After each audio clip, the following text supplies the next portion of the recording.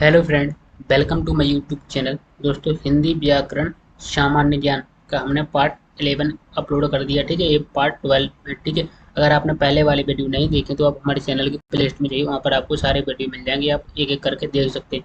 चलिए स्टार्ट करते हैं। तो आज का पहला क्वेश्चन है, एक तो करेला आप तीता दूजा नीम चढ़ा का अर्थ है। आपको बताना है कि एक तो करेला आप तीता दूजा नीम चढ़ा का अर्थ क्या है। तो इसका राइट आंसर क्या है, आपके पास चार ऑप्शन है, जो राइट आंसर है वो आपको बताना है। ठीक है, तो ऑप्शन ए है एक बुरा तो दूसरा उससे भी बुरा।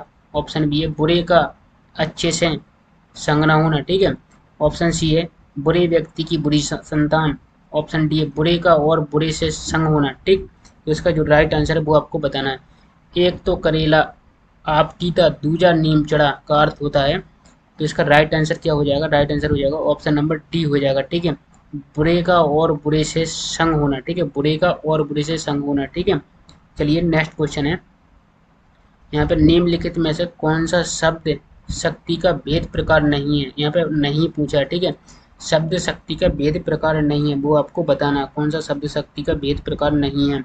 तो ऑप्शन ए है अभिधा, रस, व्यंजना, लक्षणा। तो इसका राइट आंसर हो जाएगा क्या, ऑप्शन नंबर बी रस हो जाएगा। ठीक है, ये आपको याद रखना है। तो निम्नलिखित में से कौन सा शब्द शक्ति का भेद या प्रकार नहीं है, रस हो जाएगा। ठीक है, चलिए नेक्स्ट क्वेश्चन की ओर। नेक्स्ट क्वेश्चन है, यहाँ पे जस दूल्हा तन बनी बारात का अर्थ क्या है। आपको बताना है कि जस दूल्हा तन बनी बारात का अर्थ क्या है। सुंदर वस्तु के साथ ही सुंदर वस्तु का मेल होना, बेढंगा होना, संगठन से ही कार्य सिद्ध होता है, सभी साथी एक ही जैसे। तो इसका क्या आ जाएगा, राइट आंसर हो जाएगा ऑप्शन नंबर डी सभी साथी एक ही जैसे हैं। ठीक है, तो राइट आंसर हो जाएगा सभी साथी एक ही जैसे। नेक्स्ट है, नाश कर देना के लिए सही मुहावरा है। नाश कर देना के लिए सही मुहावरा क्या है, तो आपको बताना है। चार ऑप्शन रहेंगे आपके पास। तो ऑप्शन ए है पानी भरना, ऑप्शन बी है पानी में आग लगाना, ठीक, ऑप्शन सी है पानी फेर देना, ऑप्शन डी है पानी पानी होना। तो इसका राइट आंसर हो जाएगा ऑप्शन नंबर ए पानी भरना। नाश कर देना के लिए सही मुहावरा है पानी भरना। ठीक है, चलिए नेक्स्ट है। यहाँ पे आता है नेक्स्ट क्वेश्चन, दिल पक जाना का अर्थ है। दिल पक जाना का अर्थ है अत्यधिक पीड़ित होना, अच्छा लगना, कष्ट पहुंचना या प्रेम ना होना। ठीक है, तो इसका जो राइट आंसर है वो आपको बताना है। तो इसका राइट आंसर हो जाएगा ऑप्शन नंबर ए अत्यंत पीड़ित होना। ठीक है, क्या है, अत्यंत पीड़ित होना। दिल पक जाना का अर्थ है अत्यंत पीड़ित होना। चलिए नेक्स्ट क्वेश्चन है, आधा तीतर आधा बटेर का अर्थ है। आधा तीतर आधा बटेर का अर्थ क्या है। छोटा बड़ा होना, बेमेल तथा बेढंगा होना, रंग बिरंग होना, उचित सामंजस्य का अभाव। तो इसका राइट आंसर हो जाएगा ऑप्शन नंबर बी, क्या बेमेल तथा बेढंगा होना। आधा तीतर आधा बटेर का अर्थ होता है बेमेल तथा बेढंगा होना। ठीक है, ये आपको याद रखना। चलिए नेक्स्ट क्वेश्चन की ओर है, अंतर के पट खोलना का अर्थ है। अंतर के पट खोलने का अर्थ क्या है, ये आपको बताना कि अंतर के पट खोलने का अर्थ क्या होता है। भेद खोलना, विवेक से काम लेना, अपमानित करना, प्रशंसा करना। ठीक है, तो इसका राइट आंसर हो जाएगा ऑप्शन नंबर बी विवेक से काम लेना। अंतर के पट खोलना का अर्थ होता है विवेक से काम लेना। ठीक है, चलिए नेक्स्ट है, कोयले की दलाली में मैं काला करते। कोयले की दलाली में मैं काला करते, झूठ बोलना, कोयले का व्यापार करना, बुरे काम से बुराई मिलना, व्यापार में घाटा। तो इसका है बुरे काम से बुराई मिलना। ठीक है, तो इसका राइट आंसर क्या हो जाएगा, ऑप्शन नंबर सी हो जाएगा, बुरे काम से बुराई मिलना। राइट आंसर हो जाएगा ऑप्शन नंबर सी। चलिए नेक्स्ट क्वेश्चन है, यहाँ पे आता है, खोदा पहाड़ निकली चुईया लोकोक्ति का अर्थ है। खोदा पहाड़ निकली चुईया लोकोक्ति का अर्थ क्या होता है। तो परिश्रम अधिक और फल कम, कम परिश्रम करके बहुत मिलना, श्रम करने पर कुछ ना मिलना, परिश्रम के बिना ही फल पा जाना। तो इसका राइट आंसर होता है ऑप्शन नंबर ए परिश्रम अधिक और फल कम मिलना। खोदा पहाड़ निकली चुईया का लोकोक्ति का अर्थ होता है परिश्रम अधिक और फल कम है। ठीक है, नेक्स्ट है, उड़ती चिड़ियों के पंख गिनना। उड़ती चिड़ियों के पंख गिनने का अर्थ होता है मतलबी होना, होशियार होना, मूर्ख होना, अनुभव होना।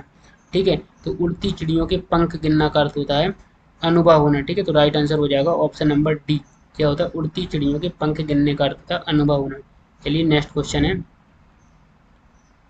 कोई इर घाट तो कोई वीर घाट का अर्थ है, कोई इर घाट तो कोई वीर घाट का अर्थ क्या है?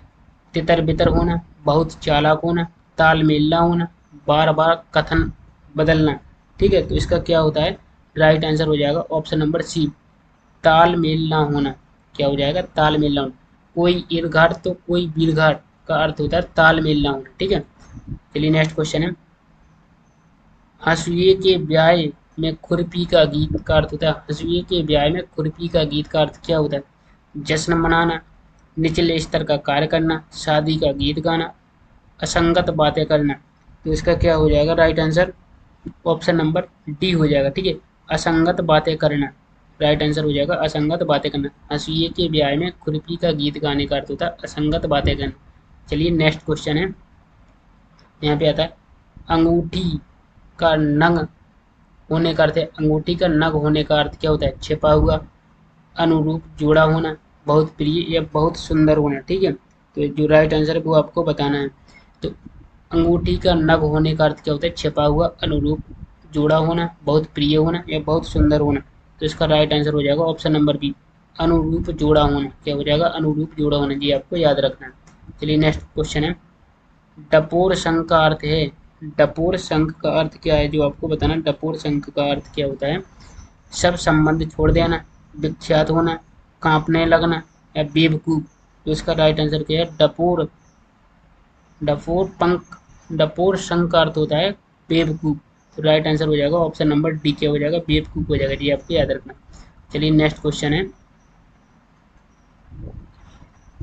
राम नाम जपना पराया माल अपना कर देता है, राम नाम जपना पराया माल अपना कर क्या होता है? दान करना, सर्वज्ञ होना, दूसरों से सहानुभूति रखना, धोखे से धन जमा करना। तो राम नाम जपना पराया माल अपना कर होता है धोखे से धन जमा करना। क्या होता है? धोखे से धन जमा करना। तो राइट आंसर क्या हो जाएगा इसका? धोखे से धन जमा करना। ठीक है, तो चलिए नेक्स्ट क्वेश्चन है, नेक्स्ट क्वेश्चन हो जाएगा यहाँ पे, जाके पाँव ना फटे बीमारी सो क्या जाने पीर पराई का अर्थ क्या है? जो आपको बताना है इसमें आपको। ऑप्शन ए, दूसरे के कष्ट को अनुभव करना, जिसके ऊपर बीतती है वही जानता है, दयालु होना, कठोर होना। तो जाके पाँव ना फटे बीमारी सो क्या जाने पीर पराई का अर्थ क्या होता है?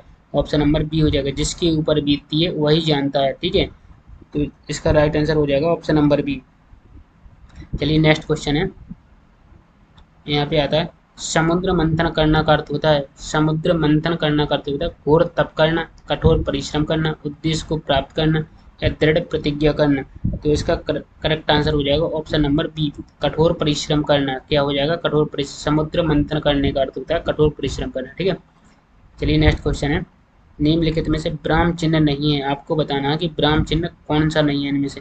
पूर्ण विराम, अवतरण, निर्देशक चिन्ह, अल्प विराम। तो इसमें अवतरण हो जाएगा, ये क्या है? ब्राह्म चिन्ह नहीं है अवतरण। ठीक है, तो राइट आंसर हो जाएगा ऑप्शन नंबर बी। चलिए नेक्स्ट क्वेश्चन है, यहाँ पे वाक्य के घटक होते हैं, आपको बताना वाक्य के घटक क्या होते हैं। उद्देश्य और विधेय, कर्म और विशेषण, कर्म और क्रिया, कर्ता और क्रिया। तो वाक्य के घटक होते हैं उद्देश्य और विधेय। ठीक है जी, याद रखना है आपको, उद्देश्य और विधेय क्या होते हैं? वाक्य के घटक होते हैं। चलिए नेक्स्ट है, सरल का विलोम क्या है? आपको बताना कि सरल का विलोम क्या होता है।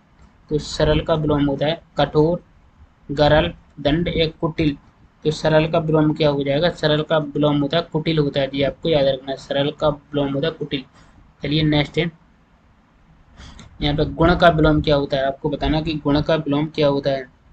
तो गुण का विलोम होता है विगुण, दोष, लालची, सगुण। तो गुण का विलोम होता है दोष, जी आपको याद रखना, गुण का विलोम दोष होता है। ठीक है जी, याद रखना। चलिए नेक्स्ट है, ढाढ़स का विलोम क्या होता है? ढाढ़स का विलोम क्या होता है? जी आपको बताना है कि ढाढ़स का विलोम क्या होता है। सांत्वना, त्रास, अपनत्व, सहानुभूति। ढाढ़स का विलोम होता है त्रास। ठीक है, तो जी आपको याद रखना, ढाढ़स का विलास त्रास होता है, जी आपको याद रखना। ठीक है, चलिए नेक्स्ट है, झंकृत। झंकृत का विलोम है, आपको बताना कि झंकृत का विलोम क्या है। तो कंपन, हलचल, गूंज, निस्वद्य। तो झंकृत का विलोम आपको बताना, तो इसका राइट आंसर हो जाएगा ऑप्शन नंबर डी, निशब्द। ठीक है, नेक्स्ट है, झीना का विलोम है, आपको बताना झीना का विलोम क्या है। पतला, गाढ़ा, बारीक, मोटा। तो जो राइट आंसर है आपको वो बताना, झीना का विलोम होता है गाढ़ा होता है। ठीक है, झीना का मतलब होता है गाढ़ा होता है जी, आपको याद रखना है। चलिए नेक्स्ट है, यहाँ पे आता है जंगम। जंगम का विलोम होगा, आपको बताना जंगम का विलोम क्या होगा। तो जंगम का विलोम क्या होगा, स्थूल, स्थिर, स्थावर, इनमें से कोई नहीं। तो जंगम का विलोम क्या हो जाएगा, जंगम का विलोम होता है स्थावर होता है, ठीक है। तो ऑप्शन सी राइट आंसर हो जाएगा जी, आपको याद रखना है। चलिए नेक्स्ट है, जातीय का विलोम क्या होता है। तो जातीय का विलोम होता है सजातीय, सामूहिक, विजातीय, सामुदायिक। तो जातीय का विलोम हो जाए, आपको जातीय का हो जाएगा विजातीय, ठीक है। जातीय का विलोम क्या होता है, विजातीय जी, आपको याद रखना, राइट आंसर सी हो जाएगा। चलिए नेक्स्ट क्वेश्चन है, यहाँ पे छदम का विलोम होगा, आपको बताना छदम का विलोम क्या होगा, सत्य, व्यक्त, निरंतर, निराशय। तो छदम का विलोम क्या होता है, तो छदम का विलोम होता है व्यक्त होता है, ठीक है जी, आपको याद रखना है छद्म का विलोम क्या होता है, व्यक्त होता है। चलिए नेक्स्ट है, चेस्ट। चेस्ट का विलोम क्या होता है, तो चेस्ट का विलोम आपको बताना है कि चेस्ट का विलोम क्या होता है, विचेस्ट, विचेस्ट, निचेस्ट, विकार या चतुर। चेस्ट का क्या होता है, निचेस्ट होता है। चेस्ट का विलोम होता है नीचेस्ट, ठीक है जी, आपको याद रखना चेस्ट का विलोम क्या हो जाएगा, नीचेस्ट होता है, ठीक है। चलिए नेक्स्ट है, यहाँ पे ग्रहण। ग्रहण का विलोम क्या होता है, अनुकरण, आग्रह, स्वीकार, त्याज्य। तो ग्रहण का विलोम होता है क्या, ग्रहण का विलोम क्या होता है, तो ग्रहण का विलोम होता है त्याज्य होता है, ठीक है जी, आपको याद रखना। तो ग्रहण का विलोम क्या, त्याज्य होता है। नेक्स्ट है, गौण। गौण किसका विलोम है, आपको बताना गौण का विलोम क्या होता है, विद्वान, लघु, प्रमुख, मूर्ख।